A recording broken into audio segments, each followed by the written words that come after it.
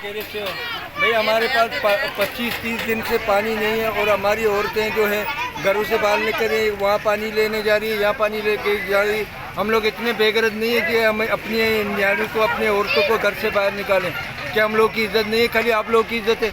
और जो है मुल्लाई साहब रोड से लेके आगे जो है ओल्ताना, वहाँ पे कनेक्शन उन लोगों ने, हम लोगों का निकाला हुआ है और आगे से सारा पानी जा रहा है। अगले दूसरी जहाँ पे प्लाटिंग हो रही है, पानी वहाँ पे सारा ट्रांसफ़र हो रहा है और हम लोग के पास बिल्कुल कुछ भी पानी नहीं आ रहा। और हम लोग ना मुँह धो सकते हैं, ना बाथरूम जा सकते हैं। हम क्या कर सकते हैं?